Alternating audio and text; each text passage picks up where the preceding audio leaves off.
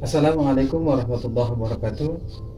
Apa kabar teman-teman semuanya? Bertemu lagi dengan saya di channel Mahkota Hati. Hari ini saya ingin sharing ya. Saya ingin membahas tentang persoalan hutang.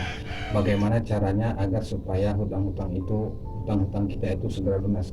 Tentunya cara-cara ini adalah cara-cara yang diberkahi oleh Allah Subhanahu wa taala. Bukan cara-cara yang tidak baik, tapi cara-cara ini adalah cara yang insya Allah ini diberkahi dan insya Allah juga sesuai dengan petunjuk Allah Subhanahu wa taala. Maka dari itu bagi teman-teman yang saat ini sedang punya hutang berapapun jumlahnya, ikuti terus, simak terus video ini sampai selesai supaya teman-teman paham dan nanti teman-teman juga bisa mempraktekkan bagaimana cara agar kita bisa menyelesaikan semua hutang-hutang kita. Oke, baik, kita langsung saja ke materi. Ada 4 cara ya, ada 4 cara agar hutang-hutang kita itu segera lunas, segera terbayarkan. Cara yang pertama adalah kalau ingin hutang kita itu segera lunas, cara yang pertama adalah teman-teman tuh harus cari tahu dulu sebab mengapa teman-teman itu punya hutang. Kan banyak ya alasan orang-orang kenapa dia berhutang. Ada yang karena untuk pendidikan, ada yang untuk bisnis, ada yang untuk poya-poya dan lain sebagainya. Nah, kenapa ini harus kita cari dan ini penting? Karena ketika kalau kita sudah tahu sebab mengapa kita punya hutang, kita bisa masuk ke cara yang kedua. Nah, ini harus dicari dulu apa sebabnya kita punya hutang. Kalau kita sudah tahu sebab kita punya hutang, kita masuk yang kedua. Apa yang kedua? Yakni perbanyak minta ampun, perbanyak beristighfar kepada Allah Subhanahu wa taala. Ingat ya teman-teman semuanya, kita harus ingat bahwa kesulitan yang datang pada diri kita itu disebabkan karena kita, karena kesalahan dan dosa kita. Makanya kenapa saya menyarankan agar teman-teman bisa hutangnya lunas itu, cari tahu sebabnya supaya teman-teman tahu. Kalau kita sudah tahu sebab kenapa kita berhutang, ya sudah kita minta ampun saja dulu sama Allah Subhanahu wa taala. Nah, ini penting. Kalau kita ingin segera hutangnya lunas, jangan cari solusi dulu. Jangan cari jalan keluar dulu, jangan. Saran saya cari sebabnya dulu, lalu setelah kita tahu, minta ampun kepada Allah Subhanahu wa taala. Beristighfar kepada Allah Subhanahu wa taala karena yang kita lakukan itu adalah salah. Nah, katakan kepada Allah bahwa ya Allah, jika memang hutang ini karena kesalahan dan dosaku, mohon ampuni aku ya Allah. Anda banyak beristighfar, banyak minta ampun kepada Allah Subhanahu wa taala. Karena kalau kita belum menyadari, belum menemukan sebab mengapa kita berhutang, maka kita akan berputar di situ-situ aja, kita bingung. Nah, cara ini ternyata Masya Allah luar biasa ya. Cara ini benar-benar luar biasa. Setelah saya tahu sebab kenapa saya hutang, kemudian saya minta ampun kepada Allah Subhanahu wa taala, ternyata di balik itu semua Allah memberikan petunjuk, memberikan jalan karena kita sudah menyadari bahwa sebab kita berhutang itu karena kesalahan, maka pelan-pelan Allah memberikan jalan kepada kita untuk bisa menyelesaikan semua hutang-hutang kita. Nah, itu tadi yang pertama, temukan sebab mengapa kita berhutang. Kemudian yang kedua, minta ampun kepada Allah karena sebab mengapa kita berhutang. Kalau kita berhutang itu karena ingin berpoya-poya atau ingin mengikuti gaya hidup, ya itu kan salah ya. Maka minta ampun sama Allah.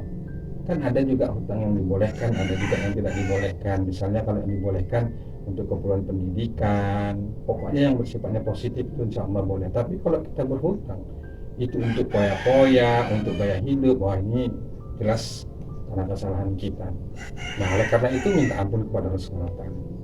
Yang ketiga selanjutnya, setelah kita minta ampun sama Allah Subhanahu wa taala, kita beristighfar karena kesalahan dan dosa kita. Yang selanjutnya adalah banyak mendoakan orang lain. Nah, ini tipsnya. Tips ini kelihatannya sederhana, tapi ternyata manfaatnya luar biasa dan saya sudah praktekkan ini. Nah, bagaimana caranya kita mendoakan orang lain? Caranya adalah ketika Anda mulai pertama langkah keluar dari rumah, siapapun yang Anda lihat, doakan dia dalam hati. Misal, contoh begini yang saya lakukan. Begitu saya ingin berangkat kerja, begitu saya buka pintu, saya keluar dari rumah, langkah pertama saya lihat ada orang yang lihat lewat di depan rumah, atau siapapun yang kita lihat, doakan dalam hati. Ya Allah, mudahkan rezeki si fulan. Ya Allah, lunaskan hutang si fulan. Ya Allah, bahagiakan hidupnya, muliakan hidupnya. Nah, terus doakan begitu. Apakah hanya sampai di situ? Ternyata tidak.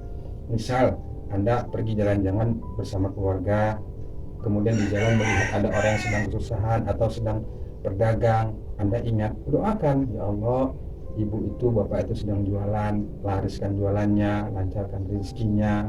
Kemudian Anda berjalan lagi, ada orang yang lihat sedang mengemis misalnya, doakan, ya Allah, mudahkan rezekinya, muliakan hidupnya, bahagiakan keluarganya. Pokoknya terus doakan. Lah, bagaimana kita sendiri yang punya hutang, masa kita mendoakan orang lain? Jadi begini teman-teman, biar nggak salah paham. Doa yang kita panjatkan untuk orang lain, ternyata itu dampaknya ke kita juga. Saat kita mendoakan orang lain, itu secara tidak langsung itu mendoakan diri kita sendiri. Jadi jangan egois, jangan hanya ya Allah lunaskan hutangku. Ya boleh, tapi dalam hal ini perkara hutang pakai cara ini, doakan orang lain.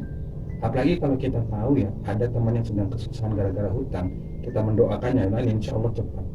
Percaya sama saya, Anda lakukan ini, doakan orang lain yang dia tidak tahu, Anda mendoakannya dengan ketulusan hati, maka doa yang Anda ucapkan itu akan kembali kepada diri kita sendiri. Dan ini sudah saya praktekkan, luar biasa, kelihatannya sederhana tapi manfaatnya luar biasa. Ketika Anda jalan-jalan, Anda melihat orang yang sedang kesusahan, doakan. Begitu Anda keluar rumah, Anda lihat ada orang yang sedang berjualan, Anda sedang melihat ada orang, pokoknya segala aktivitas Anda ketika Anda melihat orang yang susah atau yang tidak, apapun itu, doakan dalam hati, ya Allah mudahkan rezeki sebulan, jika dia punya hutang lunaskan ya Allah. Lakukan ini secara bulan terus. Nah itu yang ketiga. Kemudian yang keempat, cara yang terakhir ini, fokuslah perbaikan ibadah. Nah ini juga penting.